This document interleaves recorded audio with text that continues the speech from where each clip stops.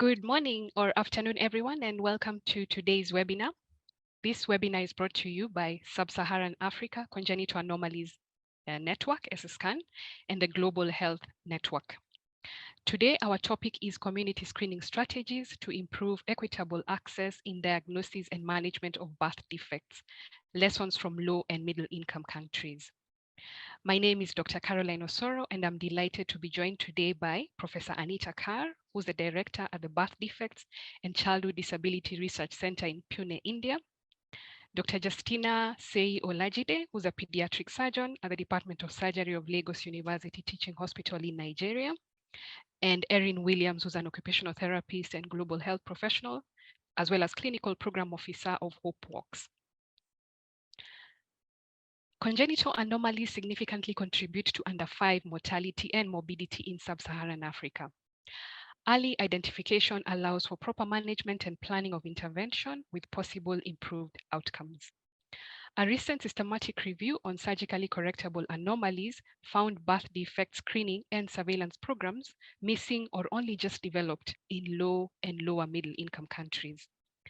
This webinar highlights the existing congenital anomaly screening programs, emphasizing community screening strategies in low and middle income countries. Next slide, please.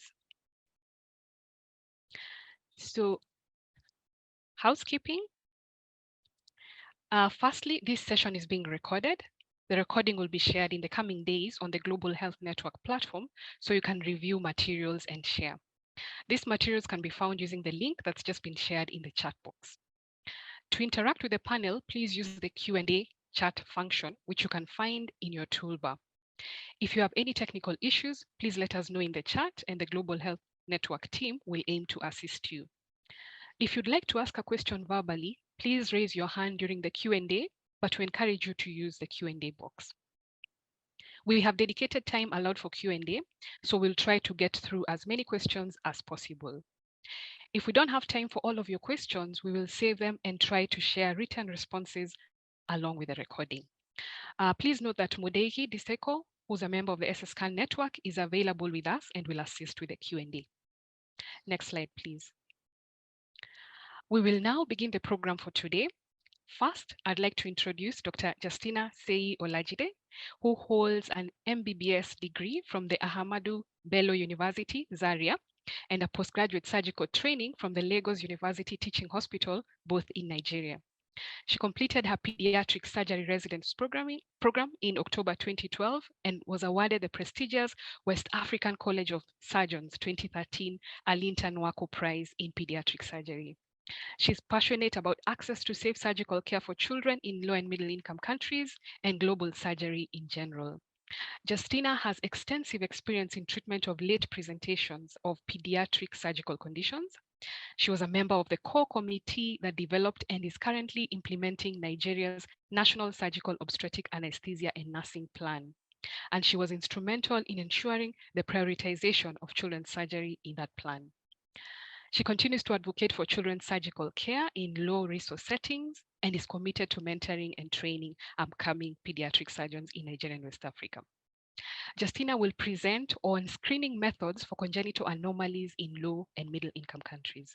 Welcome, Justina.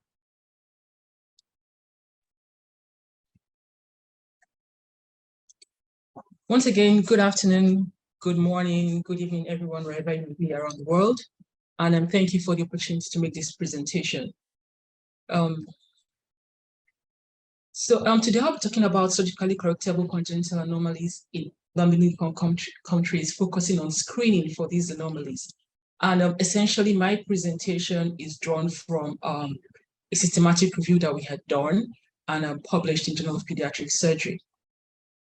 Surgically correctable congenital anomalies, like Caroline had already alluded to, results in significant burden of morbidity and mortality in children in low and middle income countries. However, it is known that early identification is pivotal to reducing death and disability from these conditions.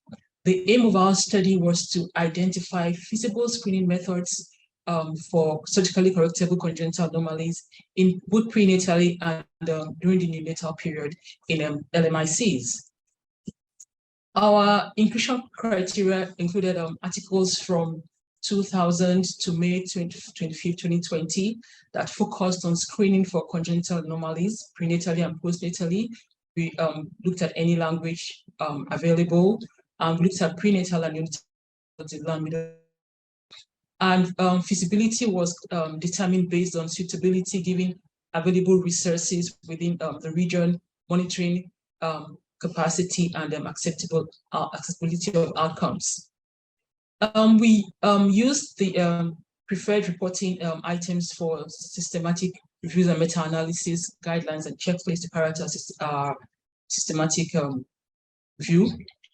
And through search of databases, we searched through MiMBa, PubMed, Cochrane, Global Health, Web of Science, Africa Web Information, and Global Index Medicals. We searched through these databases, and we were able to identify 3,473 manuscripts that talked about both neonatal and immediate and prenatal screen for congenital anomalies. These articles were then moved onto EndNote, where duplicates were removed, and then they were screened. And at the end, we had about 24 articles included in the systematic review. The 24 articles that we eventually included in our systematic review were drawn from 13 countries, as shown here, and we had the highest number of articles from India, where we had 8 articles coming from India. Other countries were Nigeria, Cameroon, Kenya, Ethiopia, Egypt, Iran, and Vietnam and Pakistan. There were 16 prospective studies, 6 cross-sectional studies, and 2 retrospective studies. And 15 of the studies only looked at one screening method. 7 studies looked at 2 screening methods, while 2 studies looked at 3 screening methods for congenital anomalies. Overall, we had 9 screening methods that we were able to draw out from these articles. 3 were antenatal and 6 were postnatal. And the most commonly used prenatal screening method was fetal ultrasound. Others were fetal echocardiography and fetal magnetic resonance imaging, while the most commonly used postnatal screening method was clinical examination by physicians. Others were pulse oximetry, echocardiography, clinical examination with clinical photographs assisting postnatal ultrasound scan, and clinical examination by non-physicians.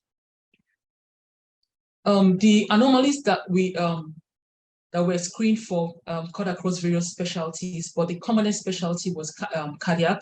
So most of the articles focused on cardiac anomalies. Almost 20 articles had to do with cardiac anomalies. Others had to do with urology, general pediatric surgery, neurosurgery, and plastic surgery,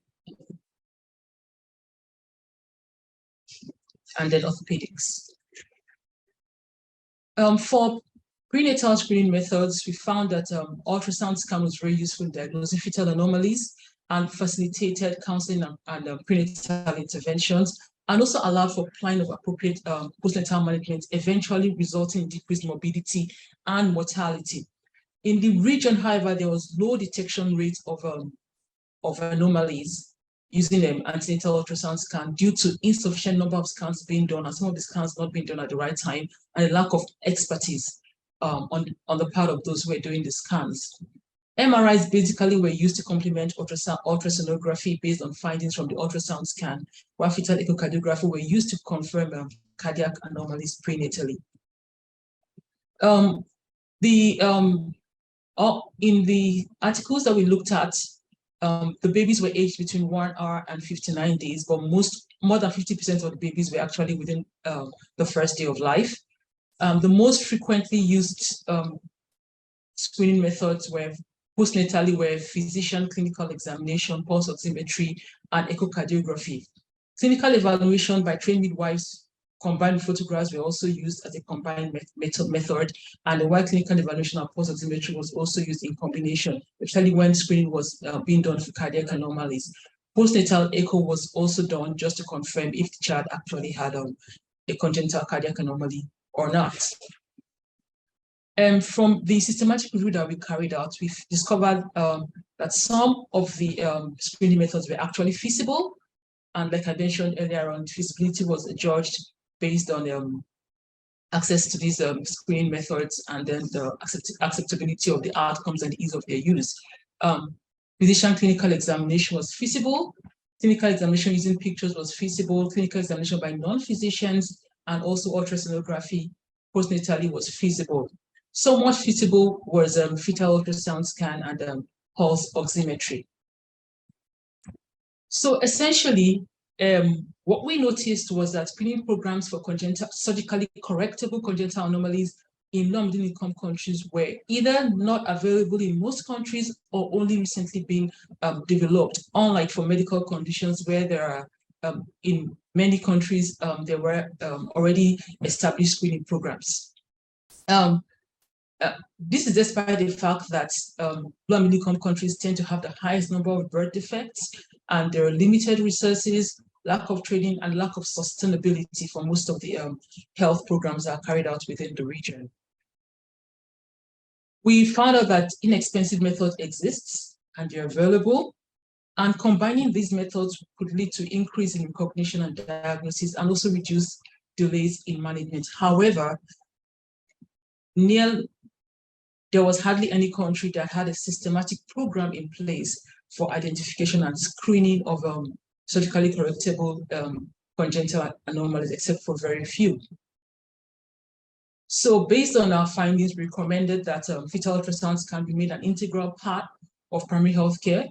And because we found that in the region, more than 50% of babies were born out of hospitals, and these pregnancies and births were supervised by traditional birth attendants, we also advocated for incorporating traditional birth attendants into training them to identify and appropriately refer babies that are born in their facilities for proper care if they have a surgically correctable congenital anomaly, and also training surveillance officers that can go around these birthing homes and identify babies that have these issues and refer them appropriately. We also recommend that population-based screening programs be established in countries, and this should incorporate clinical examination of photographs, pulse oximetry, which can be a first step in detecting cardiac anomalies, and also prenatal ultrasonography. There were a number of limitations to systematic review that we carried out. First of all, the review was limited to work that was done in low and lower middle income countries. So we may have missed some relevant articles in upper middle income countries. There were a limited number of countries, just 13 countries that we found articles in that met our inclusion criteria. There were limited specialties. Mainly cardiac anomalies were focused on, and then urological, plastic, orthopedics, and general pediatric surgery. Meanwhile, we know that there are a number of other anomalies in children that have a huge impact on morbidity and mortality of these babies. Also, the articles were heterogeneous, and some of them had very low quality. In conclusion, screening for surgically correctable congenital anomalies is very feasible in middle income countries. However, we need to have a reliable tool that can incorporate most of these anomalies and that can be used for detecting them, and so that appropriate referral can be carried out. And there's also need for development of screening protocols that are locally contextualized to countries. And this would help us to reduce morbidity and mortality from these conditions. Thank you very much. And further is a reference for the paper I just presented. Thank you. Thank you very much, Justina, for that very concise but to the point presentation on screening methods for congenital anomalies in low and middle income countries. I can see there's already a chat going on, good discussions going on in our chat section, and I'd like to encourage all our participants today that you can put in your questions in the Q&A section. Modegi, who's part of SSCAN, is available to handle them as we go along, but we'll have a combined Q&A session at the end of our three presentations. So please feel free to think about all the things that are going through your mind. And I'm happy that Justina has raised community involvement in terms of surveillance officers and traditional birth attendants. Perhaps that's something we can pick up during the Q&A section. What exactly can we train them on, and what can they be looking for? And I think the best person to guide us going forward is Professor Anita Kar, because she's done it practically in India. And this is a model that we can copy from here in Africa. So the next presentation will be by Professor Anita Kar, who is the director of the Birth Defects and Childhood Disability Research Center. This is a research NGO examining public health issues of congenital disorders. As an educator for 3 decades, she was the director of the School of Health Sciences of Pune University, where she was instrumental in establishing one of the first Master of Public Health programs in India. Her research interest is on understanding the epidemiology of birth defects, including the magnitude and characteristics of children surviving with disabilities, understanding how these disorders affect children, parents, health and welfare systems, and examining public health strategies for developing a birth defect service model that is situationally appropriate to low and middle income country health systems. She has several publications in this field and is the editor of the book, yes, a book, Birth Defects in India, Epidemiology and Public Health Implications, which has been published by Springer in Singapore. Professor Anita will present on a birth defect service model for low and middle income countries. Professor, please go ahead. So let me begin by saying thank you very much to Dr. Caroline for this invitation and for giving me the opportunity to interact with colleagues of the SCAN network. I'd also like to thank Dr. Justina because you've laid down the groundwork for what I'm going to present. So these images tell you a little bit about the way I'm going to approach birth defects. Essentially, I belong to the field of public health and epidemiology, and I study birth defects in community settings. So I do walk in and out of hospitals, but my main work is in rural communities, as you can see in these images. So my presentation today is a birth defect service model for low and low middle income countries. And what I'm going to do is I'm going to dissect out for you the program that India has ongoing. It's called the RBSK program. Before I move on from this slide, this is where we are located in Pune. This is about 4 hours away from Mumbai. Next slide, please. So this slide will tell you the reason why India needs to focus on birth defects. The ministry says that there are 30 million pregnant women each year, and there are 28 million births. Now, India has been doing very well in terms of child survival. The mortality rates have been decreasing, and we are likely to reach the SDG 2030 goals. Now, like most countries, the major cause of child mortality is neonatal mortality. And what we see is that within neonatal mortality, you can see that causes like prematurity, like intrapartum conditions, like neonatal sepsis has been decreasing. But what you notice is that the proportion of mortality caused by congenital anomalies have not decreased. And this brings us, and this rings warning bells in terms of the epidemiology of birth defects. We know that as the infant mortality rate decreases, the proportion of child mortality due to congenital anomalies increase.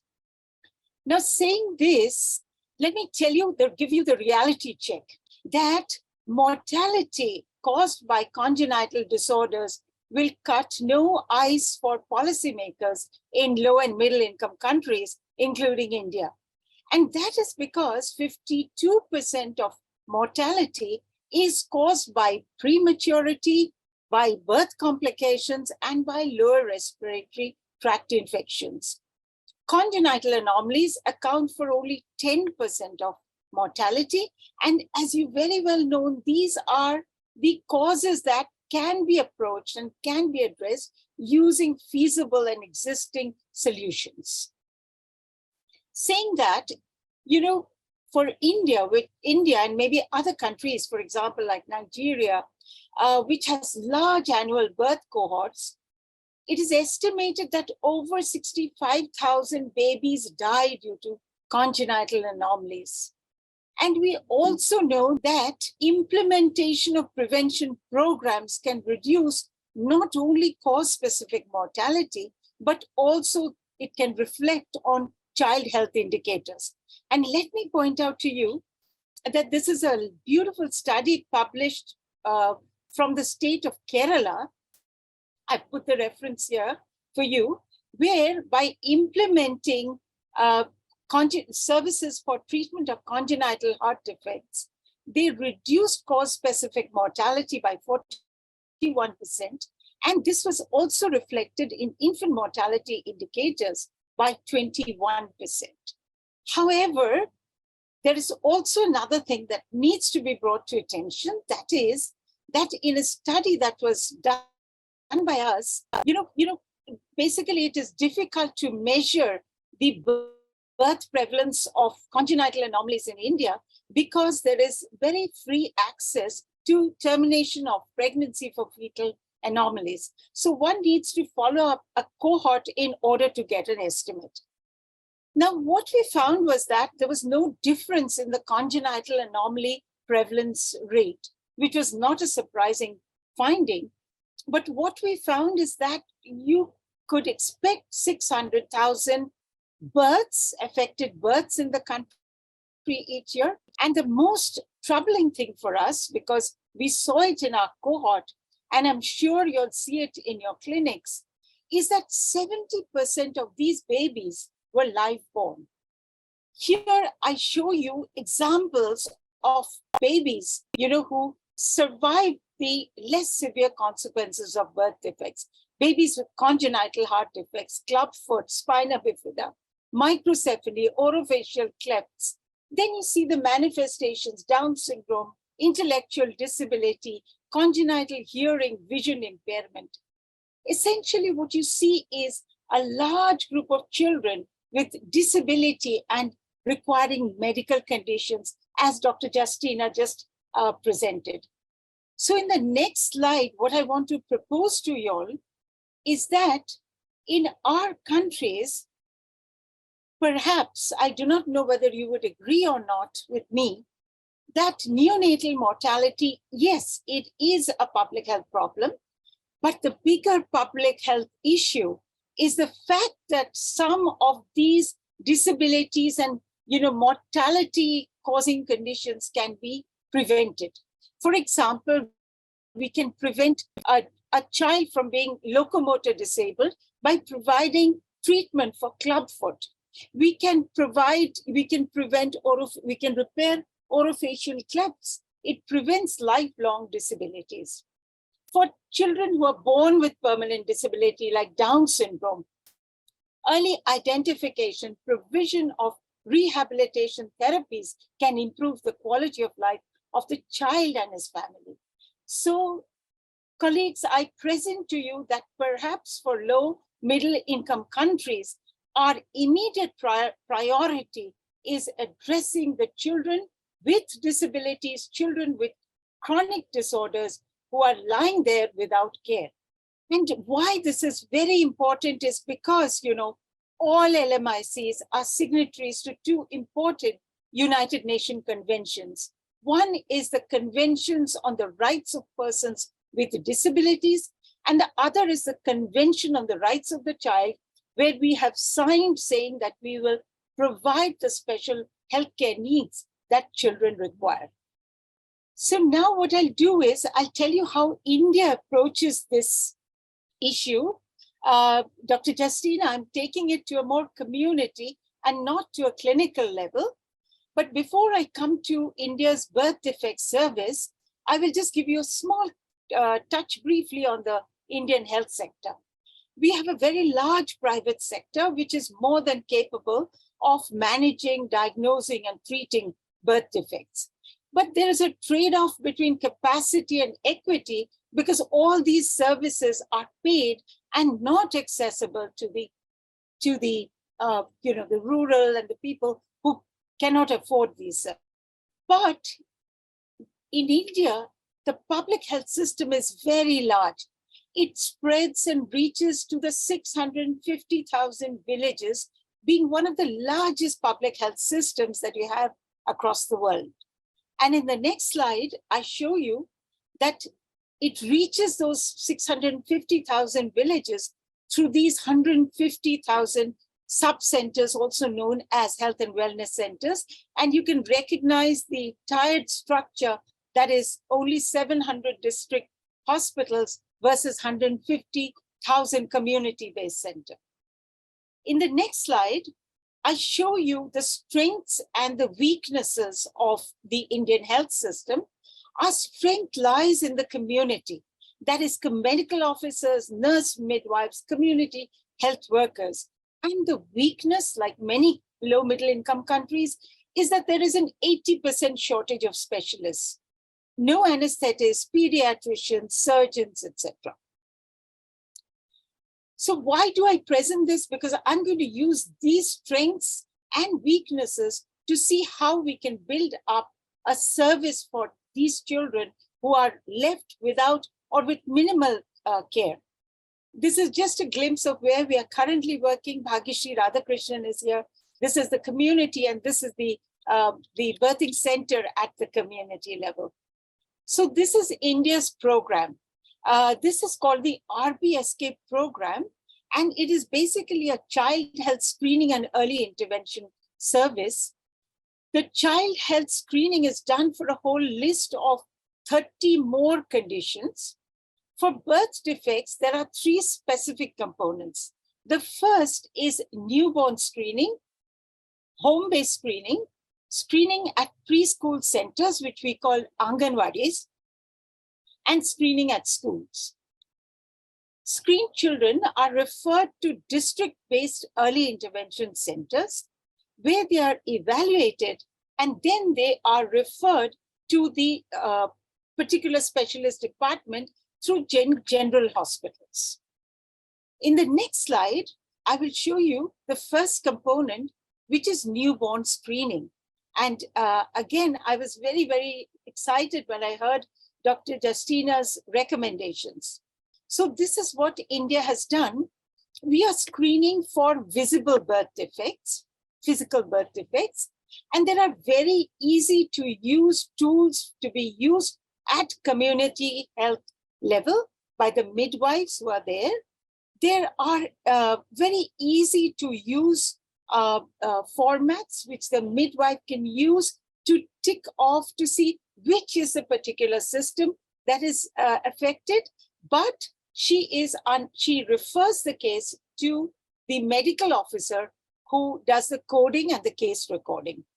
I want to point out here is that in India, we have such a missed opportunity for a population-based surveillance. You know, this data on congenital anomalies, congenital disorders could be recorded, and it would provide a beautiful population-based surveillance from across the country.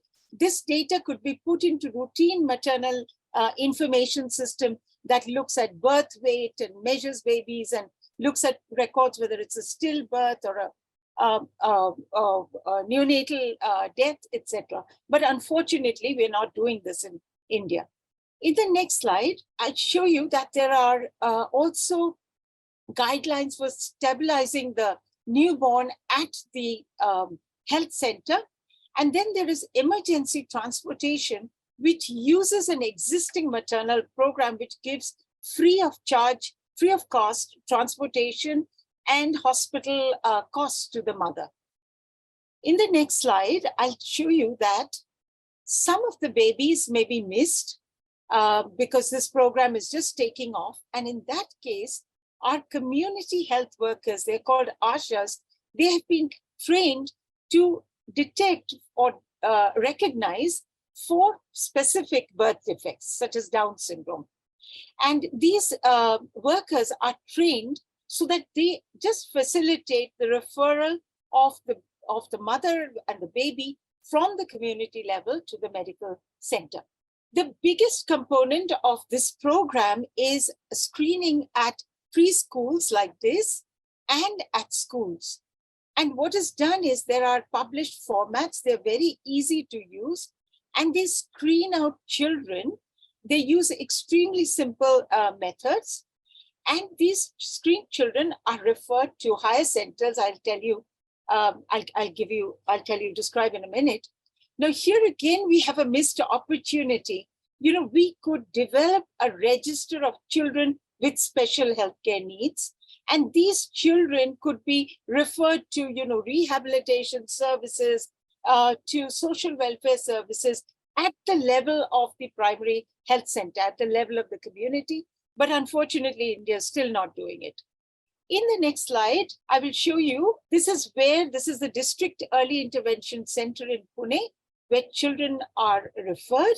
So after evaluation, as I mentioned, they are referred for management by specialists. So you see what happens is that the screening is done by generalists, but the management is done by qualified doctors. I'd like to point out two health systems innovations that the program has done.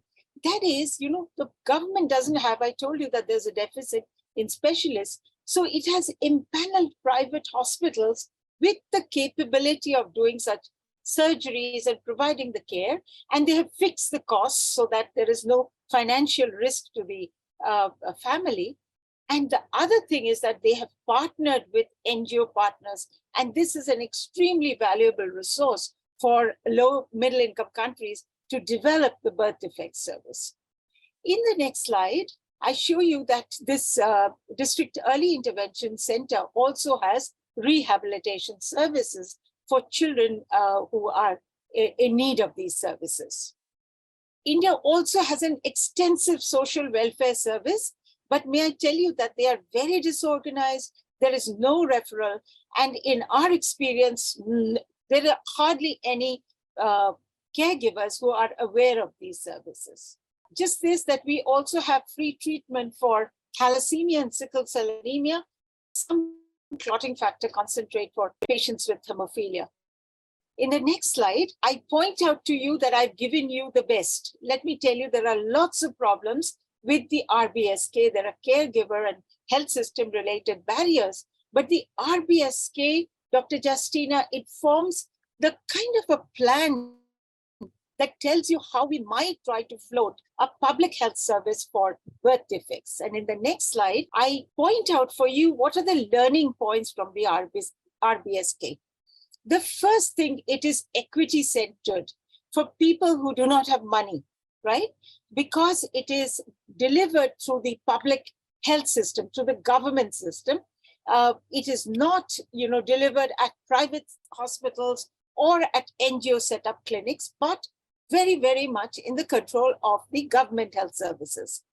The second thing you notice is its sustainability, because it is incorporated with a larger child health program that also does screening for common childhood illness, nutritional deficiencies, etc.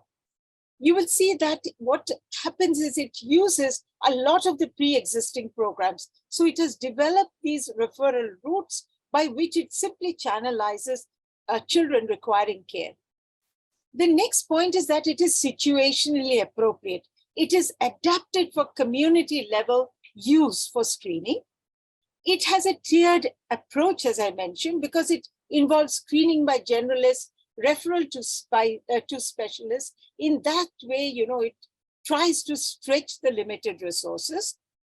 There is a lot of surveillance systems going on, but see, this is an example of an inbuilt opportunity. Just report it through your routine maternal and child health systems, and you will be able to do birth defects surveillance. There is an opportunity also to register children with special needs so that we would know what is the, say, for example, requirement of assistive devices.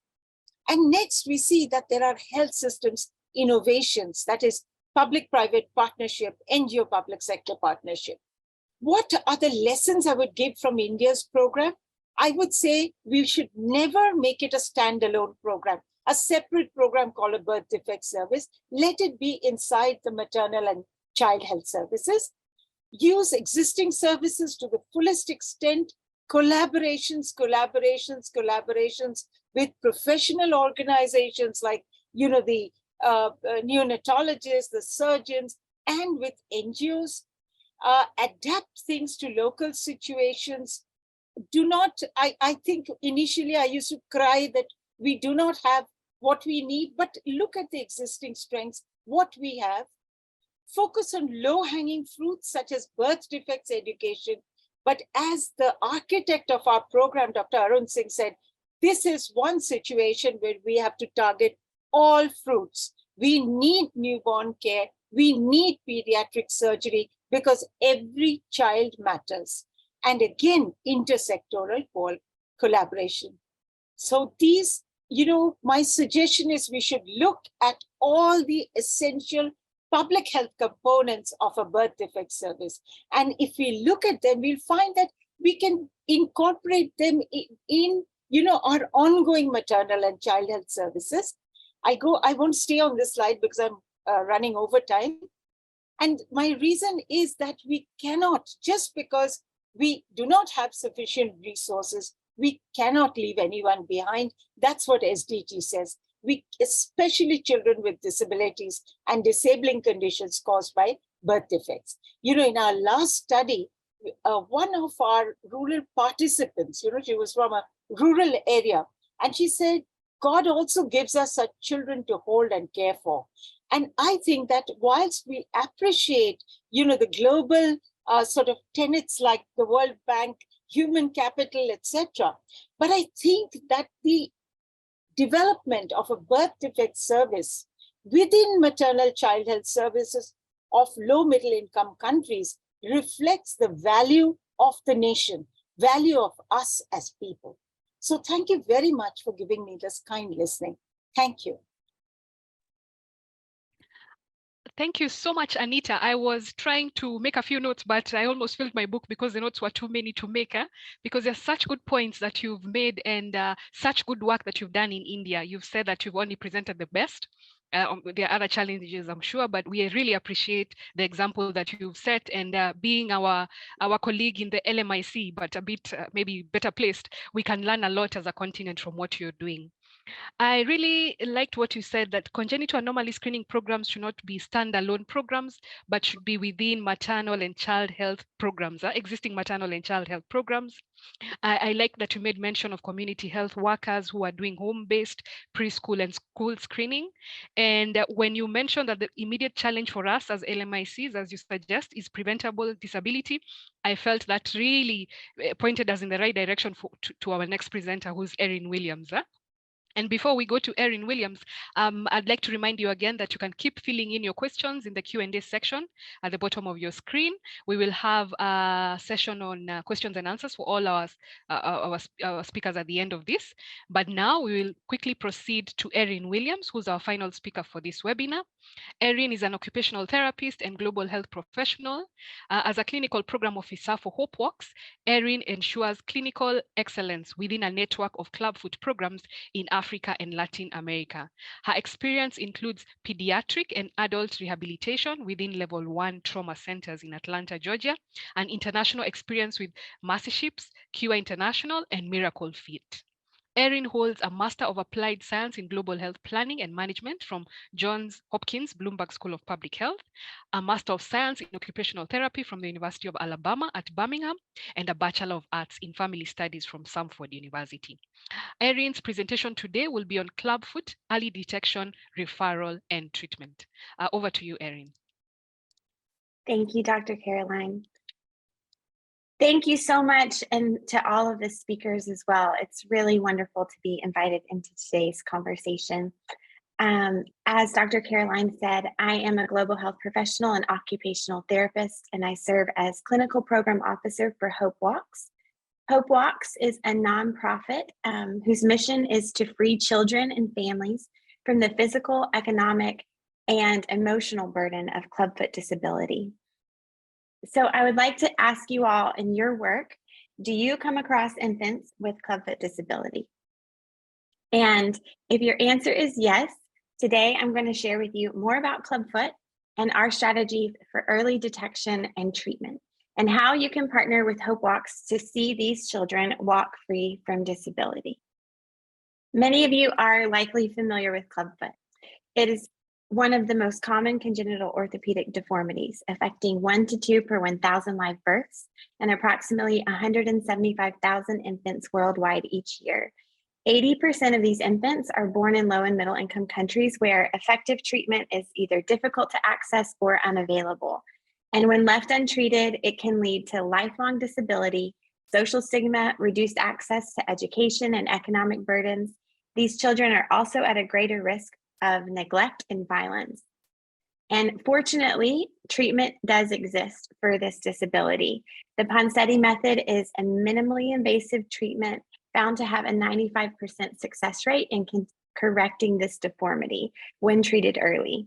And it has virtually eradicated clubfoot disability in high-income countries and is recognized worldwide as the most effective and lowest cost treatment for clubfoot.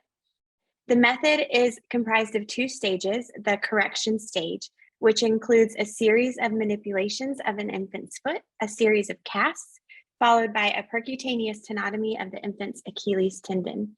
The child then enters into the maintenance stage, where they will wear a foot abduction brace for up to 5 years of age when sleeping to prevent recurrence of the deformity.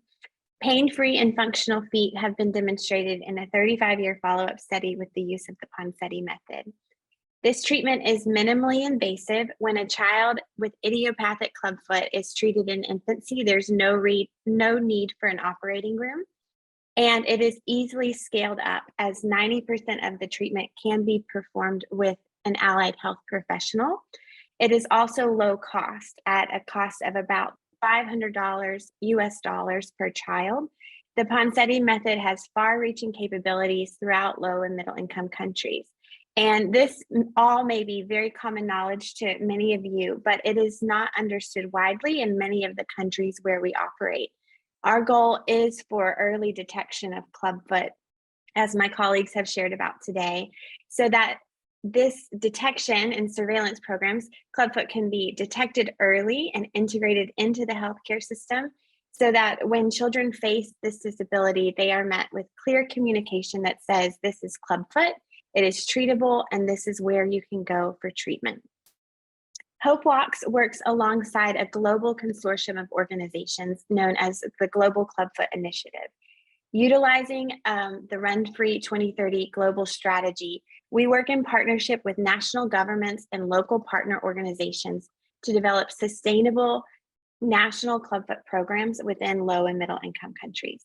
And we work with a long-term vision for at least 70% of the population in the countries where we serve to have access to early, holistic, and effective clubfoot care so that disability due to clubfoot can be eradicated.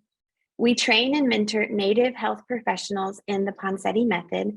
We establish a network of clubfoot clinics that is integrated into the national health system and provide care at no cost to the family. At times, we are also able to provide transportation assistance to support the most vulnerable families getting to and from their treatment. And we provide holistic counseling in each of our clinics to support the family through the 5-year treatment process. We also advocate towards sustainable early detection and referral systems to be integrated into national health policies.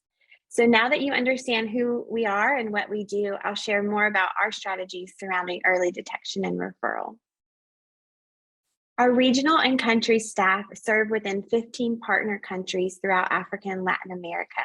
Country teams work to develop their specific strategies surrounding early detection and referral and come together as a group to form a community of practice. Within this global community, teams are able to discuss early detection and referral strategies, successes, and challenges. And they're also able to utilize common tools that are available throughout the Hope Walks network.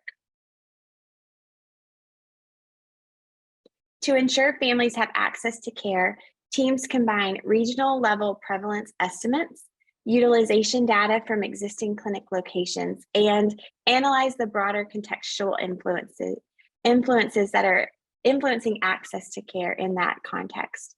And they do this all to strategically plan for where the next clubfoot clinic should be established. Early detection and referral training is completed in the surrounding area before a new clinic is placed. And all clinics are regularly monitored on whether they meet the utilization threshold of at least 2 new children per month. When clinics are below this threshold, early detection and referral action steps are taken.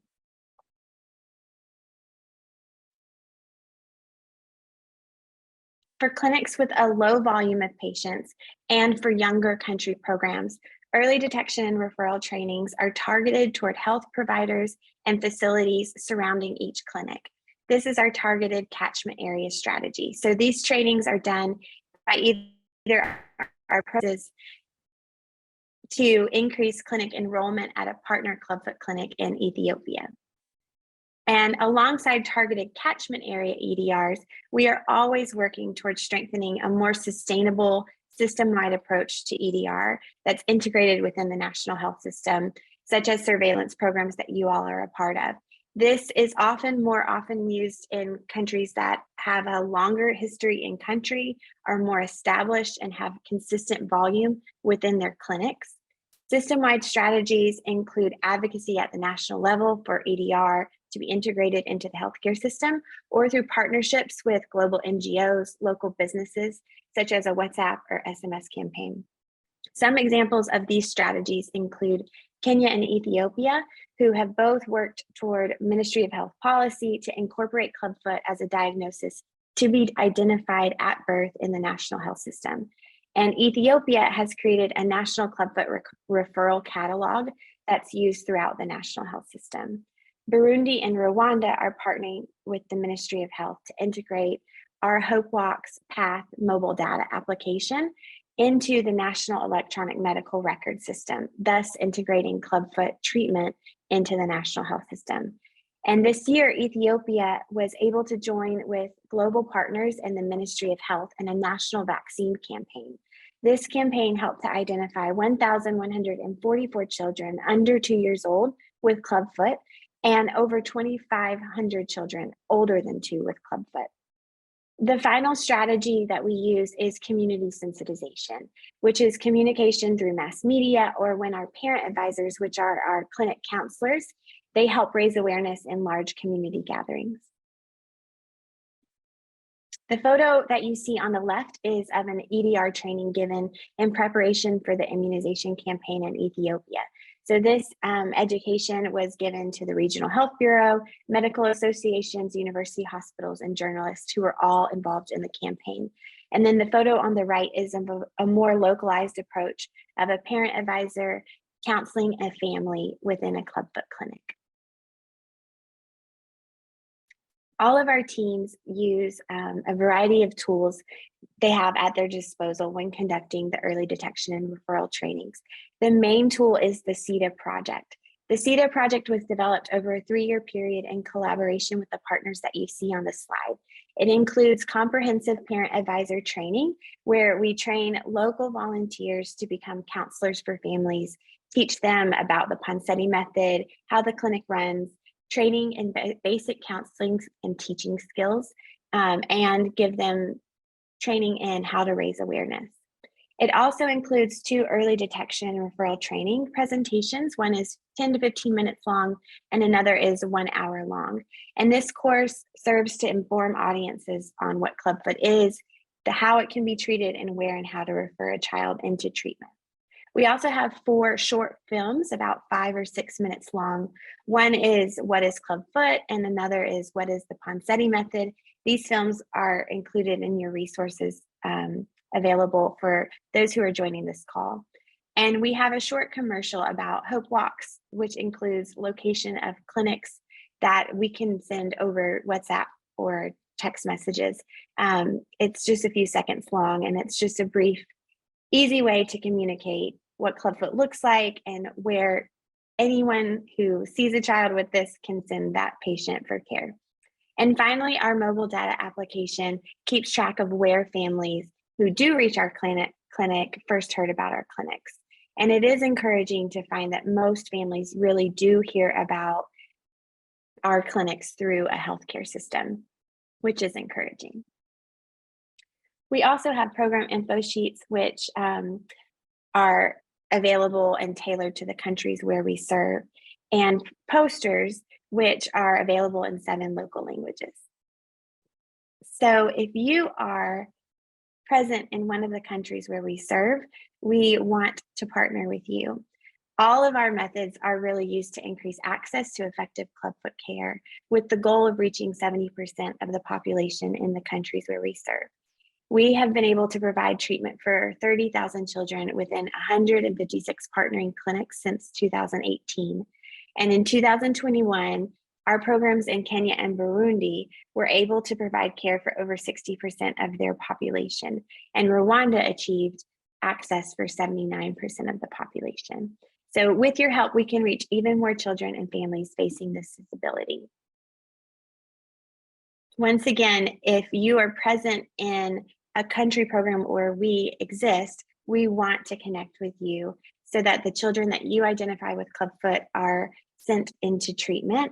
And if you're operating in a country where we're not present, please also reach out to me, because we are a part of a global consortium of organizations similar to ours who are working throughout low and middle income countries. And I may be able to link you with a similar organization so that those children can get treated in your context. Thank you so much. Thank you very much, Erin, for that presentation. I also noted that you have linkages with existing systems. You talked about combining your screening program with the immunization programs in countries like Ethiopia. You talked about working with medical staff, and more importantly, you talk about community sensitization on how to detect these birth defects early. And the thing that fascinated me about your work as an organization the first time I met you was the holistic counseling you offer. As healthcare professionals, we are targeted so much on the child who has a birth defect that we forget that this child has parents, has an extended family who require a lot more counseling because they were not prepared for what they are now experiencing and having to deal with. So that holistic counseling is also something that's well appreciated. So thank you so much, Erin. And that marks the end of our presentations. The first was from Justina, the second from Anita, and the last from Erin. And this is now, the floor is open to our audience for question and answers. I would ask that you raise your hand if you want, and you can unmute yourself and ask a question before we go to the chat box, to the Q&A box, and see which questions are there. And just as something to mention, unfortunately, Justina has had to leave us. She has had to go into theater to attend to a patient. She says that I need to leave and attend to a patient. So of course, as we have this webinar, we appreciate that our patients are the most important person. So we have allowed her to leave. But any questions that you have for her, we can share with her later over email and communicate back to you. Okay, so I can see a hand is raised. Emma, please unmute yourself and go ahead.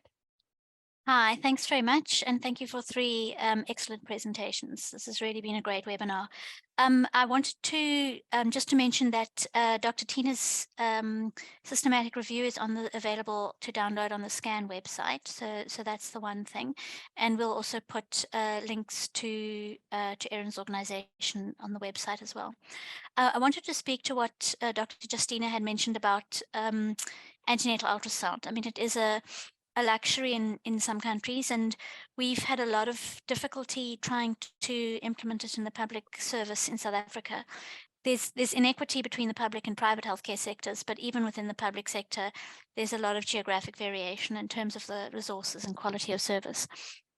And we found with an antenatal ultrasound that even if you try and task shift, so to have nurse midwives or non-sonographers do the ultrasound, there's a lot of pushback from the radiology team, and that the nurses aren't protected by their nursing insurance to do congenital anomaly scans. So what we've had to limit it to in South Africa is dating scans. So sort of that was one element of it. If you do manage to get into the system and have a serious congenital disorder, then the referral system in tertiary care is very good, but getting there is the issue. So I just wanted to say that in that respect, I mean, we are, as with India, lucky that there is a public healthcare system. Patchy as it may be, for people who are not in a position to afford private healthcare. So a statement more than a question, since Justina's off the call. Thanks. Yeah, thank you very much, Emma. Anyone else who would like to ask a question verbally as we move to the Q&A section? I'm seeing here Yasir Saleh. has a question in the Q&A chat box. He says, as we discuss about low-income countries, children who are diagnosed with disabilities, especially in the rural areas and cannot afford treatment, is there an international collaboration for treatment of the underprivileged? Yasir Saleh from Chad Republic, all the way from Chad. Yes, Yasir. I think Erin mentioned something about contacting her, even though they might not be operating already in your country. There is room for her to see what can be done and also connect you with other organizations that are working in your country or your region. I do not know whether any other panelists would like to add more to that question, contribute a response to that. Are there international? Yes, Emma, go ahead. Oh, sorry, Caroline, it's Emma speaking. I think Yes. Very much it depends if the national health system is unable to support you. It very much depends on the type of anomaly. So, as Erin says, there's specific organizations that support Clubfoot, and there are certainly a number of SMILE organizations, at least 3, that would provide care for cleft lip and cleft palate. So I think there are a lot of NGOs, and the best bet is to try and get in touch with that sort of organization. Thanks. Thank you very much, Emma. Anita, I see your hand is raised before we go to Leonard. Yep. Yeah, I just sort of Emma answered the question, but I also wanted to add that, there are these surgical missions. There's the Global Surgical Initiative. So Yasir, maybe you'll have to look around, contact those organizations. But let me tell you, we have such a lot of problems, especially when we're doing, our work is collecting primary data. And just ask Bhagyashree, we need to, de-stress. We need to develop our emotional screens, because at the field level, the things that we see are very, very difficult to, sort of accept. So you will have to just kind of check out with these. And as Emma mentioned, for specific disorders, there are lots of NGOs you should try and find out and access them. I think maybe it's a challenge to us who are from the Sub-Saharan Congenital Anomalies Network. Maybe we should have this resource on our website. Try and compile this so that it's easier for someone to quickly find their country and see which organizations are there and what services they offer. We quickly point them to where they need to find this information.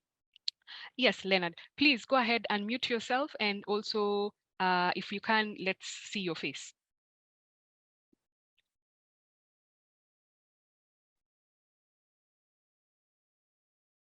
Hi. So more of a comment, I should say, and thanks to all the presenters. I think the presentations are really great and quite eye-opening.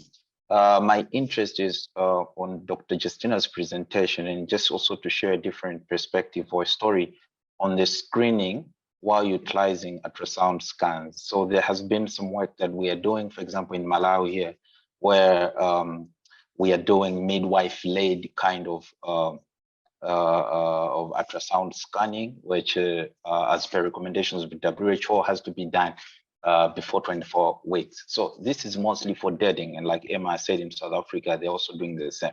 For us, maybe the opportunity or the advantage comes in on the fact that we have other radiographers, for example, sonographers, interested in seeing the tasks shifted to midwives. But for me, my question is, do you think there is that opportunity that a midwife or a nurse midwife could be trained in some of these elements of ultrasound scan, which we could consider as being very difficult somehow to address or to notice? For example, determination of these anomalies in utero. Is that something that can easily be trained to a midwife to be able to do?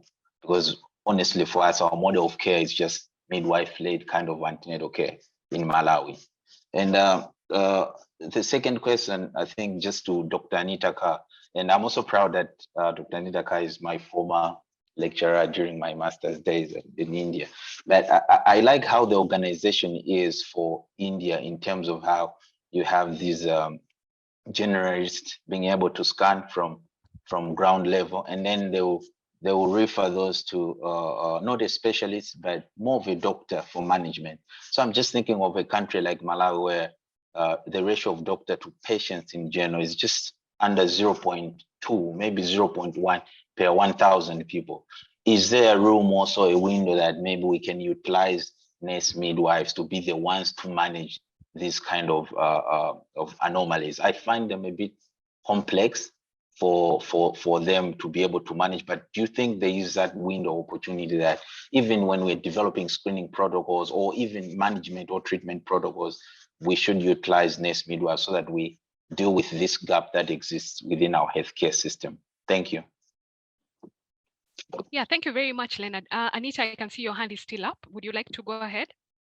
Yes, Leonard, I just want to, and I think Emma mentioned this also, that I just want to mention that for congenital disorders, I would be a little cautious about task shifting, because some of the some skills are require training, and whilst dating scans, perhaps that could be taken over by midwives.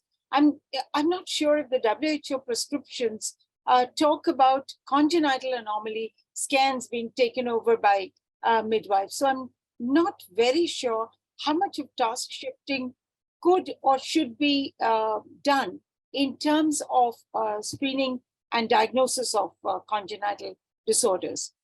And that's the first answer. Regarding, Leonard, regarding the second question that you asked, could it be led by nurse midwives? I don't know. So, in fact, when Justina spoke, I realized that we have no idea about what services, screening, treatment, rehabilitation services are available for congenital disorders in low and middle income countries. It's very difficult to make out, So we have to start with some basic reviews, basic sort of data mining in order to find what we have and then build up from there. That's the best way I could answer with your question. Yes, I can see quite a number of people on this webinar, including Professor Helen Dolk, who is an expert in screening of congenital anomalies, and many other people. Stephanie from the MiMBa study in Kenya and Burkina Faso. Maybe is there anything to be said about training healthcare workers to do, specifically primary healthcare workers, nurses, midwives, to do some form of screening for congenital anomalies in our setup? Yes, Modegi? Yes, please. Yeah, Modegi, go ahead.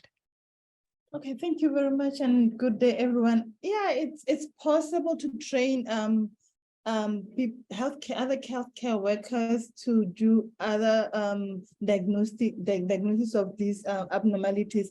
Like in other research, I've seen other studies training nurses to do the ultrasound, and they were doing very well. So it depends on how you train. You cascade it to that level. You don't just use those terms that they won't understand, but you do it easily so that they can do. For example, midwives are the first people to see these babies after delivery. So if they are being trained, even at delivery, they can still do diagnose these malformations. Thank you. Thank you, Modegi. And as I wait for someone else to speak, I can see in the chat, Pramod had some good comments made there. Rotary International and other charitable organizations should take interest and support victims and their parents. Yes, indeed. Please feel free, if you want to speak, you can unmute yourself and go ahead. Anyone else as we wait to see? Yes, Stephanie, yes, go ahead, please. Thanks, Caroline. I was just going to address the point that you were making about diagnosis by midwife and lower level of healthcare providers. And I think you're really the specialist on this issue. But just for the example from the MiMBa pregnancy registry study that we're running in Kenya and Burkina Faso, Caroline and other experts have helped train a team of midwives to do newborn screening at birth and then at the time of first vaccination. And then that's been done through the app, the Global Birth Defect Coding and Detection app. That's a really helpful tool to kind of try and identify the type of congenital anomalies presented. And then we have another level of a local pediatrician who reviews those suspected cases, and then an international birth defect expert committee who then can review reports of suspected cases remotely, so through uploaded images and notes from the healthcare professional, local healthcare professional, to advise on the diagnosis for these cases. So I think there are options with support for this screening to happen at lower level of healthcare. And Caroline, I don't know if you want to add anything, because you're the real expert and implementer of this. No, it's funny. It's interesting because you really need someone who's standing a bit further from the problem to look at it in whole. And you bring in a very important aspect, Stephanie, that perhaps we should have considered, that we can also use technology to support community screening strategies, right? So that the people who are doing the primary assessment for these birth defects, the primary screening, need not know so much about the birth defect, only that this looks abnormal, this does not look normal, and record it using technology. And then we make use of more skilled and well-trained professionals to diagnose these birth defects and manage them eventually. And exactly that's what we are doing in Kenya and in Burkina Faso, and also other studies are doing it in Uganda, Botswana, Malawi, in different other studies for birth defect surveillance. Yeah, thank you so much, Stephanie, for that. Helen, we are talking about your products here. Anything to say, Helen Dolk? Okay, I'm sorry, I'm putting you on the spot. Huh? Okay, as I wait for Helen, maybe I can go to the questions as we are just about to wind up, so bear with us. But I was looking at the questions that have been answered in the Q&A chat box. Amruta had asked, were the selected articles of the systematic review graded and analyzed for bias, and what was the quality of these articles? And I can see Justina replied and gave that they were actually scored, and she gives the scoring that was done. Stephanie also asked whether there was consistency in the screening approach by surgical speciality across the studies. Why was screening by pulse oximetry considered of limited feasibility? And I can see Justina already put answers there, that there was no consistency in the use of screening methods by speciality because these were different studies.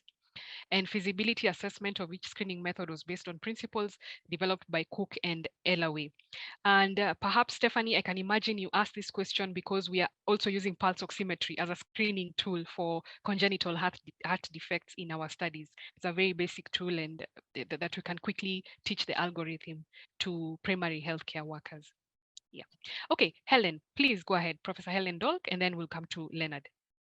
I was just going to say that the Global Birth Defects app is for postnatal diagnosis at birth, particularly of externally visible congenital anomalies. And it seems to me that where there are limited resources and a big diagnostic gap to fill, it would be better to concentrate on early postnatal diagnosis, rather than all the training involved and the systems involved in antenatal diagnosis. But I'm very interested to hear what others have to say about that.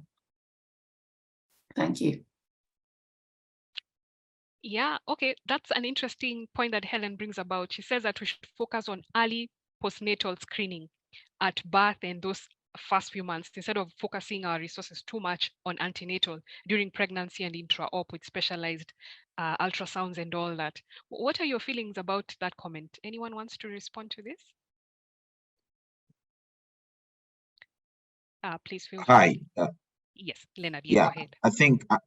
I think I concur fully with what Helen has put across, because these are surgically collected kind of anomalies. And I think if we identify them in the immediate period postnatal, we can still intervene and be able to treat them.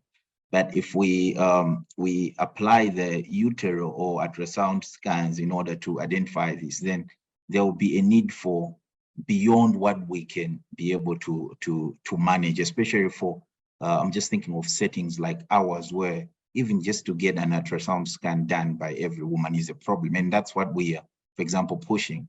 Great that, for example, our neighbor Zambia, through our study, they are able now to, they have already made it mandatory that every facility should be able to offer ultrasound scan. But this is for basic dating, gestation age determination. But if we bring in congenital anomalies so that they should be identified in utero, I think it brings a lot of challenges in terms of resources, the requirements for healthcare workers, even the workload that they will have to deal with. But immediate postnatal identification followed with treatment, I think that should be the main area of focus. So I just to agree with what Helen said. Thank you. Thank you very much, Leonard. Yeah, indeed. And also agreeing with what Anita said, preventable disability is the immediate challenge we have in LMICs. Preventable disability due to congenital birth defects. I can see 2 hands are raised. Let's start with Pramod. Please go ahead, Pramod. Hello, this is Dr. Pramod Khandekar, and I'm very happy to mention that I'm associated with Dr. Anita Kar in this project. And there are 2 aspects I would like to mention to all of you. One is also the caregivers who are equally important to be taken care of. And there are certain things like they undergo throughout their life a lot of stress while taking care of their children who are suffering. So some kind of treatment has to be given, and yoga is one of the thing which can help them. This is what we have been practicing in the birth defect center, and also I have been practicing elsewhere else.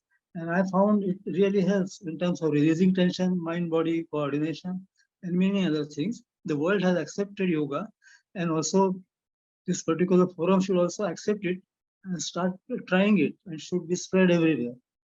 The second thing I wanted to mention was many charitable organizations who are working at the international levels, like Rotary Foundation, the Lions Club. There are several others who are creating funds and distributing for the right cause. And this is one of the best things where we can support these kind of victims through such charitable organization, who should be advised by WHO and the major bodies that they should start funding this kind of things. Thank you very much. Yeah, thank you very much, Pramod, for your very good comments and also for the work that you're doing in India. It's really a good example of what can be done in terms of screening for community screening for congenital birth defects. And of course, yoga, yes. Stress is underlying most of the things we discuss, and yoga can really help with a lot of this. Thank you for bringing that up. Finally, yes, go ahead. Caroline, may I just come in here for a minute to reply to Leonard?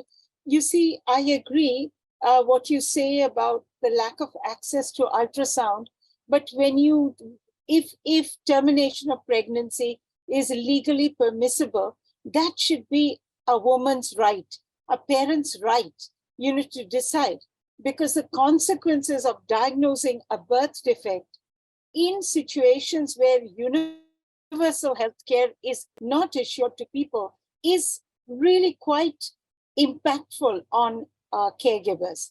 So, Leonard, we should, I remember Dr. Arun Singh saying that there are low-hanging fruits that we can take, but in case of birth defects, we have to go for the high, the fruits that are high and above our reach at this moment, because it is an issue of human rights. It's an issue of child's rights. It's an issue of the rights of parents. So yes, it's difficult now, but we know that that is our goal.